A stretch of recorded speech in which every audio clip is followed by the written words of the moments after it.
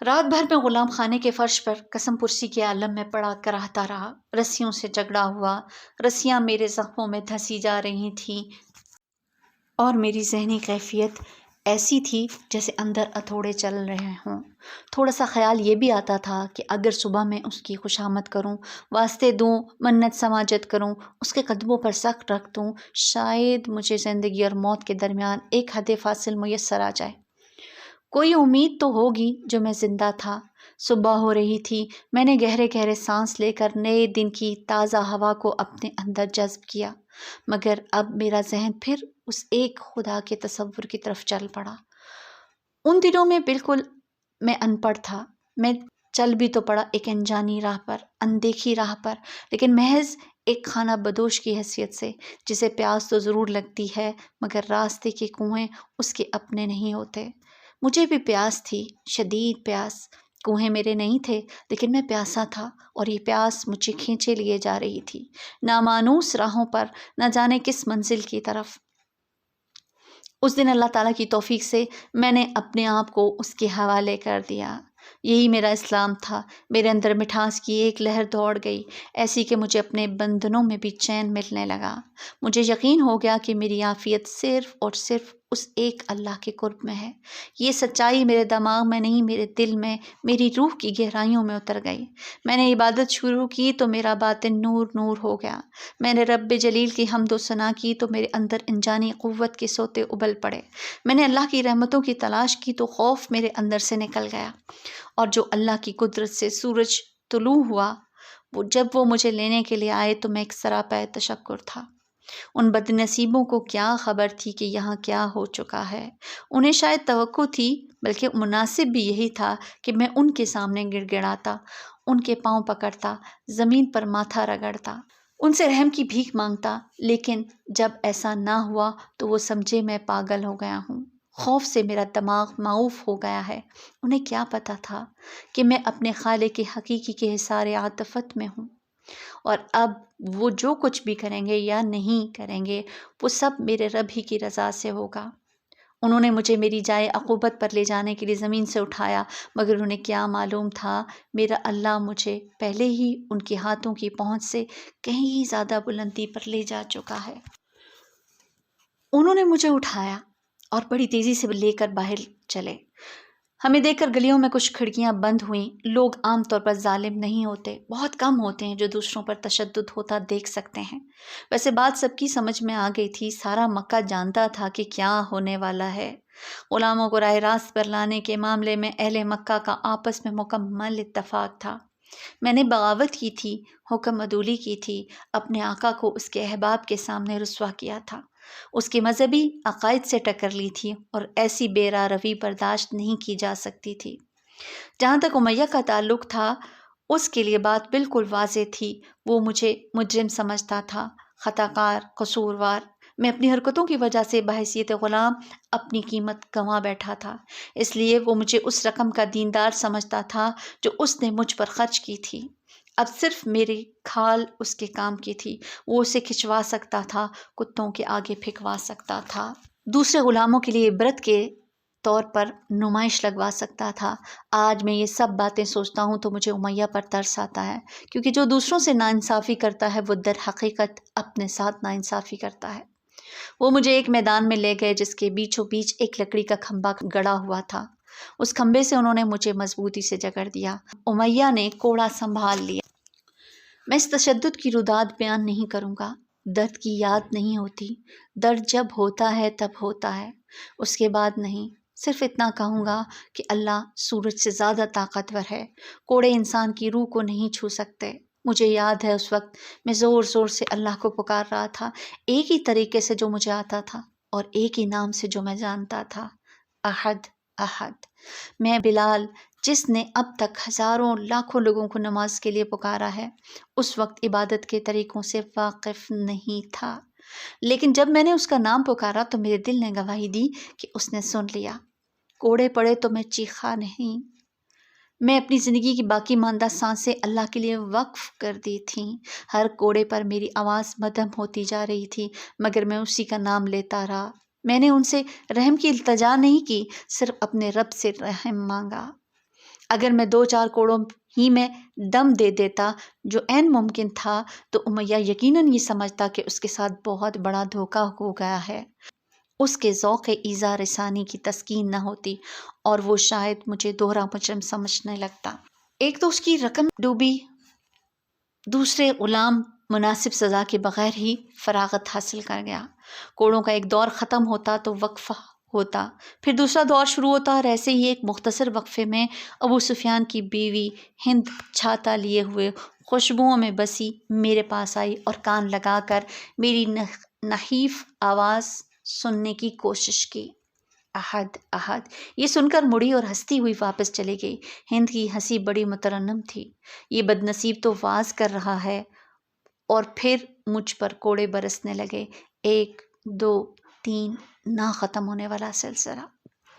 میں نے اکثر سوچا ہے کہ شاید اس دن میں درخت پر پڑے کسی جھولے پر جھولتا ہوا موت کے دامن میں پہنچ گیا، لیکن ایسا نہیں تھا۔ موت کیا ہوتی ہے یہ صرف وہی جانتا ہے جو واقعی مر جاتا ہے۔ البتہ اتنا ضرور کہوں گا کہ میں ہر درد سے آزاد ہو چکا تھا۔ مجھے کسی تکلیف کا احساس نہیں رہا تھا۔ یوں لگتا تھا کہ اپنی دانست میں مجھ پر ظلم کرنے والے میری دنیا سے بہت دور کہیں اپنے ظلم میں مصروف ہیں۔ یہاں تک کہ جب انہوں نے مجھ پر تپتی ہوئی چٹانیں رکھیں جن کے بوجھ تلے میری موت یقینی تھی، تو مجھے صرف اتنا محسوس ہوا کہ انہوں نے ایک کھیل ختم کر کے دوسرا شروع کر دیا ہے۔ میں ان کی پہنچ سے باہر جا چکا تھا۔ ان کی حرکتیں مجھے احمقانہ لگ رہی تھیں، بالکل بچکانہ۔ مجھے وہ ایسے لگ رہے تھے جیسے عکاظ کے میلے پر ناچنے والی بھیڑیں۔ پھر میں نے آنکھیں بند کر لیں اور چہرہ آسمان کی طرف اٹھا دیا۔ مجھے اپنے سامنے سرسبز و شاداب کھیت نظر آنے لگے، چاروں طرف پھلوں سے لدے ہوئے درخت تھے۔ میں نے بہتے جھرنوں کی گنگناہٹ سنی۔ مجھے اپنے اوپر ایک روح پرور سائے کا احساس ہونے لگا۔ پھر میں ایک نہایت خوبصورت باغ میں داخل ہو گیا جہاں ہر رنگ، ہر نسل کے نوجوان، مرد، عورتیں سیر و تفریح میں مشغول تھے۔ ان کے چہروں پر وقار تھا، ان کے پور پور سے خوشیاں پھوٹ رہی تھیں۔ انہوں نے مجھے خوش آمدید کہا اور ایک فوارے کے پاس لے گئے جہاں سے میں نے پانی پیا، اتنا کہ میری روح کی پیاس بجھ گئی۔ مجھے ایسے لگا جیسے میں ذات باری تعالیٰ کے قرب میں ہوں۔ میں نہیں جانتا یہ کیا ہے، وہم تھا، خواب تھا، کوئی وجدانی کیفیت تھی، کوئی مافوق الفطرت کرشمہ تھا۔ کوڑوں سے میرا دماغ معطل ہو گیا تھا، یا محض میری افتاد طبع تھی، یا پھر اس کیفیت میں یہ سارے ہی عناصر شامل تھے۔ بہرکیف جو کچھ بھی تھا جلد ہی ختم ہو گیا۔ لیکن میں آج بھی اپنے آپ سے پوچھتا ہوں کہ بلال، کیا واقعی تو نے جیتے جی جنت بری کو اپنی آنکھوں سے دیکھا؟ میں نے کچھ آوازیں سنی جیسے لوگ آپس میں کسی بات پر بحث کر رہے ہوں۔ ایک تو امیہ تھا، مگر یہ ایک اور ذرا دھیمی سی آواز کس کی تھی؟ میں نے آنکھیں کھولنے کی بہت کوشش کی، مگر سورج جو اس وقت اپنی پوری ہولناکیوں کے ساتھ آگ برسا رہا تھا مجھے چندھیائے دے رہا تھا۔ کچھ رقم کا ذکر ہو رہا تھا۔ یہ تو کوئی نئی بات نہیں تھی، مکے کا معمول تھا۔ مکے میں دولت کمانے کا شوق وبا کی طرح پھیلا ہوا تھا۔ مجھے اس سے کوئی دلچسپی نہیں تھی۔ میرا جی چاہ رہا تھا کہ میں دوبارہ سو جاؤں اور پھر غلام کی حیثیت سے کبھی نہ جاگوں، کبھی نظر نہ آؤں ان لوگوں کو، کبھی ان کی آوازیں نہ سنوں۔ اب میں وہ جان گیا تھا جو آج سے پہلے نہیں جانتا تھا۔ اللہ رحیم و کریم جب کسی کو اس دنیا سے اٹھاتا ہے تو اس کے عمل میں نرمی ہوتی ہے، لیکن انسان جب اپنے کسی ساتھی کی جان لینا چاہتا ہے تو اس کے لیے نہایت اذیت ناک منصوبے بناتا ہے، مگر اس کڑے وقت میں بھی اللہ اپنے بندوں کے شامل حال ہو رہتا ہے۔ میری اس آزمائشی گھڑی میں وہ میرے ساتھ بھی تھا۔ اسی نے اس آزمائش پر پورا اتارنے کے لیے مجھے ایک خاص شعور دے کر اپنے کرم سے نوازا۔ اب میرے کانوں میں ایک تیسری آواز آئی، بڑی جانی پہچانی آواز۔ ابو جہل مجسم اختیار بنا تحکمانہ انداز میں کہہ رہا تھا، یہ ہمارے اصول کے خلاف ہے کہ غلام کو سزا ختم ہونے سے پہلے ہی خریدا یا بیچا جائے۔ میں نے اپنے حواس قائم کرنے کی کوشش کی۔ اب یہ امیہ تھا، یہ غلام تو پہلے ہی مر چکا ہے۔ اگر ابو بکر اس کی لاش کے 100 درہم دیتا ہے تو مجھے کیا اعتراض ہو سکتا ہے؟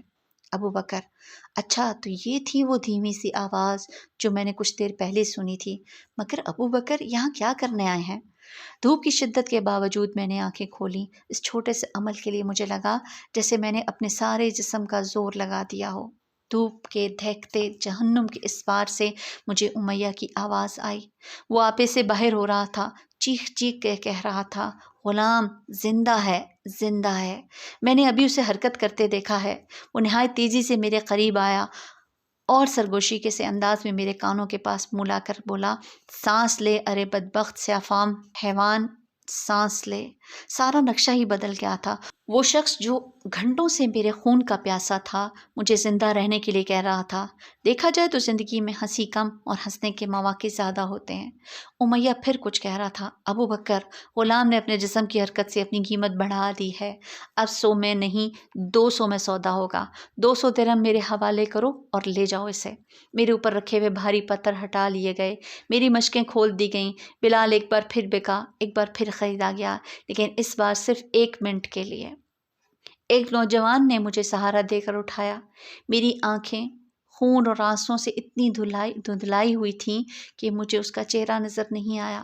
کچھ دیر میں میری نظر ٹھہری تو میں نے اسے پہچان لیا۔ یہ زید تھے، محمد صلی اللہ علیہ وسلم کے منہ بولے بیٹے، زید بن حارثہ۔ زید بن حارثہ نے کہا، بلال اب تم آزاد ہو۔ میں خاموش رہا۔ اس ایک فکرے کے بعد میں کہہ بھی کیا سکتا تھا۔ ادھر امیہ لہک لہک کر اپنی رقم گن رہا تھا۔ اس کی ہنسی تھی کہ تھم نہیں رہی تھی۔ ابن ابو قحافہ، تم نے اس کے 200 درہم دیے ہیں، میں تو اسے 100 پر بھی بیچنے کو تیار تھا۔ اس پر ایک قہقہ گونجا۔ اب میں نے ابو بکر کو دیکھا، ایک شخص جس کا چہرہ قندیل کی طرح روشن تھا۔ امیہ، دھوکہ میں نے نہیں، تم نے کھایا ہے۔ مجھ سے پوچھو تو یمن کی بادشاہی بھی اس کے آگے ہیچ ہے۔ کیا میری قیمت واقعی اتنی بڑھ گئی تھی؟ میری ٹانگیں لرز رہی تھیں، چلنا تو درکنار، میں کھڑا بھی نہیں ہو سکتا تھا۔ ابو بکر نے مجھے ایک بازو سے پکڑا، زید نے دوسرے سے، اور مجھے نیم مردہ کو آدھ راستہ چلاتے اور آدھا تقریباً گھسیٹتے ساتھ لے گئے۔ 5 دن تک میں ابو بکر کے گھر ایک تاریک کمرے میں بے ہوش پڑا رہا۔ کبھی تھوڑی دیر کے لیے ہوش بھی آ جاتا تھا، مگر زیادہ عرصہ بے ہوشی طاری رہتی تھی۔ میرے بستر کے گرد سرگوشیاں کرتے ہیولے مجھے مرہم لگاتے، تیل ملتے اور میرے بدن پر ٹھنڈے بھائے رکھتے۔ ایک بار مجھے ہوش آیا تو میں نے کمرے کے ایک گوشے میں کسی کو عبادت کرتے دیکھا اور پھر بے ہوش ہو گیا۔ 6 دن صبح کے وقت میں چند قدم اٹھانے کے قابل ہو گیا۔ میں اپنے قدموں پر چل کر باہر کھلی فضا میں آیا تو ابو بکر صدیق رضی اللہ تعالیٰ عنہ کی خوشی کی انتہا نہ رہی۔ وہ فوراً ایک بکری لائے اور میرے سامنے اس کا دودھ دہو کر مجھے پلایا۔ پھر بولے، اللہ کے رسول متواتر 3 دن تک تمہارے کمرے میں جا کر تمہاری صحت کی دعا کرتے رہے۔ جب تک تمہارا بخار نہیں اترا انہوں نے دعائیں جاری رکھیں۔ تمہاری صحت پر وہ اتنے خوش تھے کہ میں نے کبھی کسی کو اتنا خوش نہیں دیکھا۔ وہ کہتے تھے، بلال اسلام میں داخل ہو گیا ہے، کل ہم دونوں اس کی خدمت میں حاضری دیں گے۔ ابو بکر صدیق رضی اللہ تعالیٰ عنہ مجھ سے پہلے بھی 6 غلاموں کو آزاد کرا چکے تھے، جس میں عامر بن فہیرہ جیسے لوگ بھی شامل تھے۔ کچھ لوگ کہتے ہیں میں دائرہ اسلام میں داخل ہونے والا 7واں شخص تھا، کچھ کہتے ہیں 9واں، لیکن میرے لیے یہی بہت ہے کہ میں سابقون الاولون میں تھا۔ بہت بڑا اعزاز تھا یہ ایک بے نوا غلام کا۔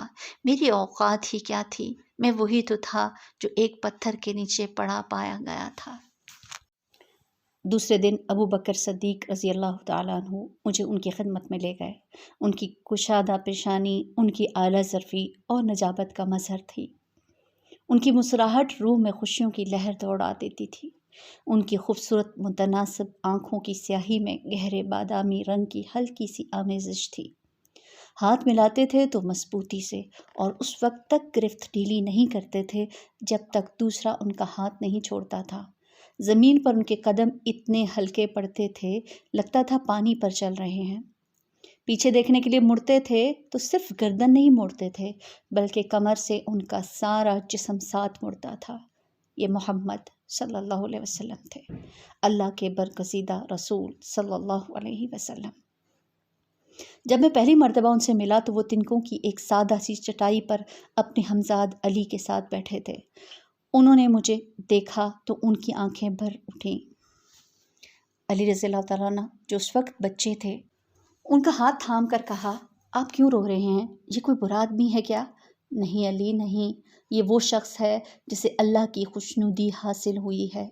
یہ کہہ کر محمد صلی اللہ علیہ وسلم جلدی سے اٹھے اور مجھ سے بغل گیر ہو گئے اور مجھے گلے لگائے لگائے فرمایا، بلال، جب تک دنیا قائم ہے یہ بات یاد رکھی جائے گی کہ اسلام کی راہ میں اذیت برداشت کرنے والا پہلا شخص تم تھے۔ ان کے گرم گرم آنسو میرے چہرے پر گر رہے تھے۔ جب سے میرے ماں باپ اللہ کو پیارے ہوئے تھے، یہ پہلے شخص تھے جن کی محبت بھرے آنسو میں نے اپنے چہرے پر محسوس کیے تھے۔ مجھے یوں لگا جیسے مجھے کسی نے ایک گڑھے کی تہہ سے بحفاظت باہر نکال لیا ہو، لیکن اس کے باوجود میرے لیے یہ لمحہ خوشی کا نہیں تھا۔ میری خوشی کا کیا محل تھا جب محمد صلی اللہ علیہ وسلم اشک بارتے۔ کائنات کا سب سے پاک صاف دل میری وجہ سے غم زدہ ہوا تھا۔ یہ بات میری فہم سے باہر ہے کہ نصارہ اس بات پر کیا خوشی محسوس کرتے ہیں کہ عیسیٰ علیہ السلام ان کے لیے روئے تھے۔ مجھ ناچیز کی سمجھ میں تو یہی آتا ہے کہ کسی پیغمبر کو رنجیدہ کرنا کوئی خوشی کی بات نہیں ہے۔ سب مجھے کہتے ہیں نبی نے تیرے لیے آنسو بہائے، تجھے بہت بڑا مقام حاصل ہوا، تو نے بڑی منزلت پائی، لیکن مجھے ان سے اختلاف ہے۔ محمد صلی اللہ علیہ وسلم میرا بازو پکڑا اور مجھے اپنے ساتھ چٹائی پر بیٹھنے کے لیے کہا۔ اس بات پر میں چونک گیا۔ کہاں میں، کہاں وہ عالی نسب؟ میں آج تک قریش کے کسی فرد کے سامنے نہیں بیٹھا تھا۔ میرا منصب یہ تھا کہ میں ان کی روبرو جاؤں تو استادہ رہوں۔ ایک ہی چٹائی پر ان کے ساتھ بیٹھنے کا تو میں تصور بھی نہیں کر سکتا تھا۔ میں انتہائی تذبذب کے عالم میں تھا کہ محمد صلی اللہ علیہ وسلم نے اپنے مخصوص مشفقانہ انداز میں میری مدد فرمائی۔ دیکھو بلال، اگر تم بیٹھو گے نہیں تو علی ہم کو اپنے کھیل نہیں دکھائے گا۔ میں بیٹھ گیا۔ زندگی میں پہلی مرتبہ اہل منصب کے پہلو میں ایک ہی چٹائی پر، اور یہیں سے میری 22 سالہ رفاقت کا آغاز ہوا، جس کی بنا پر مجھے صحابی رسول کہلانے کا شرف حاصل ہوا۔ 22 سال پر محیط شب و روز کا یہ ساتھ حضور صلی اللہ علیہ وسلم کی زندگی کے آخری لمحے تک رہا۔ اس تمام عرصے میں ان کے ساتھ بیٹھا، ان کے ساتھ چلا، ان کے ساتھ سفر کیے۔ مدینہ منورہ میں انہیں صبح نماز کے لیے بیدار کرنے کی سعادت بھی میرے مقدر میں آئی۔ صبح جب میں اذان کے لیے جاتا تو پہلے ان کو بیدار کرتا، ان کے حجرے کے دروازے پر ہلکے سے دستک دیتا اور کہتا، یا رسول اللہ صلی اللہ علیہ وسلم، نماز کا وقت ہو گیا ہے۔ ہاں، میں صحابی رسول تھا، اور یہ وہ مرتبہ ہے جس پر شاہان عالم رشک کرتا ہے۔ اس دن جب میں ان کے ساتھ چٹائی پر بیٹھا تو بیٹھا کیا، عرش کی بلندیوں تک اٹھ گیا۔ جب علی اپنے کھیل دکھا رہے تھے تو سارا گھر خوشیوں سے معمور ہو گیا تھا۔ وہ پھلانگتے تھے، کودتے تھے، قلع بازیاں لگاتے تھے، الٹی سیدھی، اور پھر ہوا میں اچھلتے تو حضور صلی اللہ علیہ وسلم ان کو ہوا ہی میں پکڑ کر اپنے بازوؤں میں لے لیتے۔ بچوں کو ان سے بڑا پیار تھا، وہ ان کی طرف کھینچے چلے آتے تھے۔ ایسا لگتا تھا کہ ان کے اندر کوئی موسیقی ہے جسے صرف بچے ہی سن سکتے تھے۔ وہ لوگوں سے ان کی عمر اور مزاج کی مناسبت سے گفتگو کرتے تھے، بچوں سے بچوں کی طرح باتیں، بچوں کے لطیفے، بچوں کے مذاق، اور بڑوں سے بڑوں کی دلچسپی کی باتیں۔ ایک دن مدینہ میں نماز پڑھنے تشریف لائے تو شانوں پر ایک چھوٹی سی بچی کو سوار کرایا ہوا تھا۔ یہ بچی ایک ننھے فرشتے کی طرح مسجد میں سب سے اونچی نظر آ رہی تھی، اور اپنے معصومیت میں حضور صلی اللہ علیہ وسلم کے بال کھینچنے کی گستاخی بھی کر رہی تھی۔ اسے بہت دیر تک شانوں پر بٹھائے رکھا، اتارا اس وقت جب نماز کے لیے کھڑے ہوئے، اور نماز ختم کرتے ہی پھر اسے اٹھا لیا۔ اس بچی کا نام امامہ تھا۔ یہ حضور صلی اللہ علیہ وسلم کی نواسی اور ختیجہ کی ہمشیرہ حالہ کی پوتی تھیں، ابو العاص اور زینب کی دختر۔ نبی صلی اللہ علیہ وسلم کا ذکر چھیڑتا ہوں تو بات کہیں سے کہیں جا نکلتی ہے۔ بے شمار واقعات ذہن میں ابھرنے لگتے ہیں، کس کو چھوڑوں، کس کو بیان کروں، کہاں سے ابتدا کروں، کہاں سے انتہا۔ ان کی یادوں، ان کی باتوں نے میری زندگی کے آخری دنوں کے ایک ایک لمحے کو حسن سے بھر رکھا ہے۔ چاروں طرف نور ہی نور پھیلا محسوس ہوتا ہے، اور نور کے اس دائرے میں ایک سیاہ نقطہ۔ کتنی رحمت ہے مجھ پر اللہ تعالیٰ کی۔ علی کے کھیل ابھی جاری تھے کہ باقی افراد خانہ بھی وہاں آ گئے۔ ختیجہ، سرور کائنات کی چاروں دختران، زینب، رقیہ، کلثوم، فاطمہ، یہ اپنا ایک الگ حلقہ بنا کر بیٹھ گئیں۔ سب نے مجھے نہایت اپنائیت کی نظر سے دیکھا۔ فاطمہ رضی اللہ تعالیٰ عنہا نے تو بیٹھتے ہی مجھ پر سوالات کی بوچھاڑ کر دی۔ حبشہ کہاں ہے، کیسا ہے، وہاں کے درخت کیسے ہوتے ہیں، پہاڑ کیسے ہوتے ہیں، پھول کیسے ہوتے ہیں، چڑیاں کیسی ہوتی ہیں؟ میں بیچارہ کیا جواب دیتا؟ میں نے تو حبشہ کبھی دیکھا ہی نہیں تھا۔ ادھر ادھر کے جواب دیتا رہا۔ اتنے میں کلثوم رضی اللہ تعالیٰ عنہا نے کھجوروں کی ایک ٹوکری لا کر رسول اکرم صلی اللہ علیہ وسلم کے سامنے رکھ دی۔ حضور نرم نرم پکی پکی کھجوریں انگلیوں سے دبا کر دیکھتے اور مجھے دیتے جاتے تھے۔ خود کھانے کے لیے جو کھجور بھی ہاتھ میں آتی کھا لیتے۔ پھر خدیجہ رضی اللہ تعالیٰ عنہا نے ہمارے لیے بکریوں کا تازہ دودھ منگوایا۔ خدیجہ اپنے شوہر سے 15 سال بڑی تھیں، دراز قد، خوش و خرم، خوش مزاج، پروقار۔ اس عمر میں بھی وہ ایک خوبصورت خاتون تھیں۔ وہ 25 سال تک حضور کے عقد میں رہیں اور جب تک انتقال نہیں فرمایا حضور صلی اللہ علیہ وسلم دوسرا نکاح نہیں کیا اور نہ کبھی اس خواہش کا اظہار فرمایا۔ خدیجہ کے انتقال کے وقت رسالت مآب کی عمر 50 سال تھی۔ دونوں کا آپس میں بے پناہ پیار تھا۔ زندگی بڑی خوشیوں میں بسر ہو رہی تھی، لیکن مکمل خوشی تو شاید انسان کے مقدر ہی میں نہیں ہوتی۔ ان دونوں کا بھی ایک غم تھا اور ان کے کوئی اولاد نرینہ نہیں تھی۔ 2 بیٹے پیدا ہوئے تھے، قاسم اور عبداللہ، لیکن ان کا صغر سنی میں ہی انتقال ہو گیا تھا۔ قاسم حضور صلی اللہ علیہ وسلم کی سب سے پہلی اولاد تھے، زینب سے بھی پہلے۔ انہی کے نام پر آپ کی کنیت ابو القاسم پڑی۔ عبداللہ سب سے چھوٹے تھے، فاطمہ سے بھی۔ اب دن ڈھلنے لگا تھا، سارے سائے ہوتے جا رہے تھے، باہر تھوڑی سی ہوا چلنی شروع ہو گئی تھی اور مکہ جو دھوپ کی حدت میں دم سادے پڑا تھا آہستہ آہستہ بیدار ہونے لگا تھا۔ مکہ ہوا کے جھونکوں سے بیدار ہوتا ہے۔ گرمیوں میں اتنی گھٹن ہوتی ہے کہ سانس لینا بھی دوبھر ہو جاتا ہے۔ ہوا چلی تو سب نے گہرے گہرے سانس لے کر اس کا خیر مقدم کیا۔ رسول کریم صلی اللہ علیہ وسلم نے فرمایا چلو باہر بیٹھتے ہیں، صحن میں موسم بہتر ہوگا۔ میں اٹھنے کو تو اٹھ گیا، لیکن اٹھتے ہی مجھے احساس ہوا کہ میں تو تقریباً اپاہج ہوں۔ میں اپنا بوجھ نہیں سنبھال پا رہا تھا، لڑکھڑا کر گرنے ہی والا تھا کہ ابو بکر نے لپک کر مجھے سہارا دیا اور اپنے بازوؤں میں سنبھال کر مجھے دوبارہ بٹھا دیا۔ خدیجہ رضی اللہ تعالیٰ عنہا نے یہ صورتحال دیکھی تو بیٹیوں کو آواز دے کر کہا کہ کمبل اور گرم تیل لے آئیں، لیکن محمد صلی اللہ علیہ وسلم کے پاس ایک اور علاج تھا۔ انہوں نے فرمایا اٹھنے کی کوشش کرو بلال، خون کو گردش میں آنے دو۔ یہ کہہ کر انہوں نے اپنا ہاتھ میرے ہاتھ میں دیا۔ میں اپنی ٹانگیں سیدھی نہیں کر پا رہا تھا، ان پر وزن ڈالنے کا تو سوال ہی نہیں تھا۔ انہوں نے آہستہ آہستہ مجھے کھینچ کر اٹھانے کی کوشش کی اور میں ان کا ہاتھ تھامے اوپر اٹھتا چلا گیا۔ اس بار جب میں کھڑا ہوا تو اپنا سارا درد وہیں چٹائی پر ہی چھوڑ آیا۔ محمد صلی اللہ علیہ وسلم کبھی معجزے نہیں دکھاتے تھے۔ انہیں بیماروں کو شفا یاب کرنے کا کوئی دعویٰ نہیں تھا۔ وہ مردوں کو زندہ نہیں کرتے تھے، پانی پر چل کر نہیں دکھاتے تھے، لوہے کو پانی پر تیرا کر لوگوں کو حیرت میں مبتلا نہیں کرتے تھے، اور نہ ہی زخموں سے نڈھال غلاموں کا درد رفع کرنے کے لیے کوئی اعجاز دکھاتے تھے۔ اس شام بھی جب انہوں نے مجھے اٹھایا اور ان کے ہاتھ کے لمس نے میرا سارا درد دور ہو گیا تو انہوں نے کوئی معجزہ نہیں دکھایا تھا۔ وہ ان باتوں سے بہت بلند تھے۔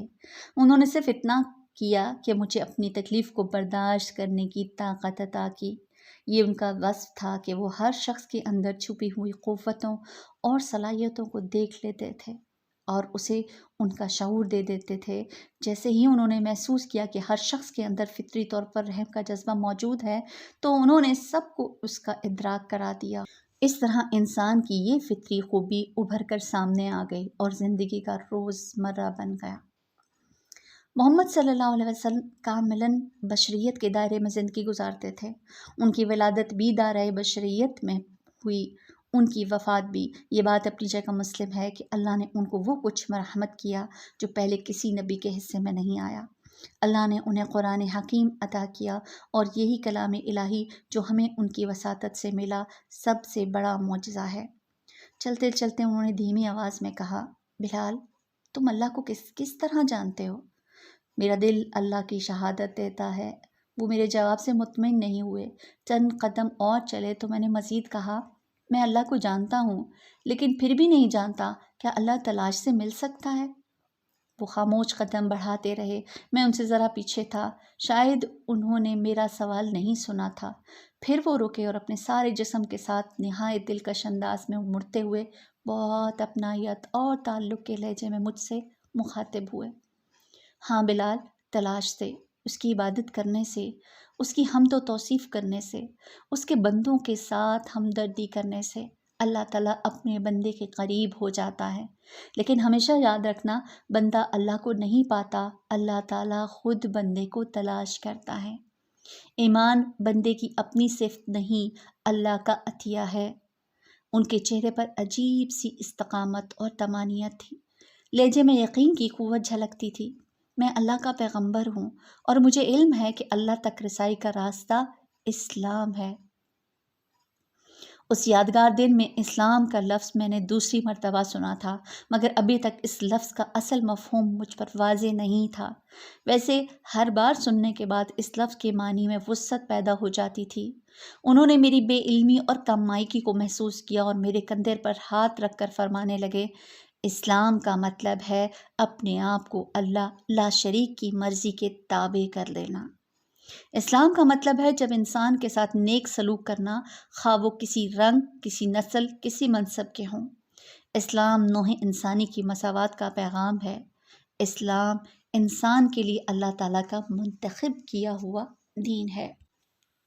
انہوں نے میرے کندھے سے ہاتھ اٹھا لیا اور شرمیلے سے انداز میں منہ پھیر لیا۔ شاید انہیں خیال آیا ہو کہ انہوں نے ایک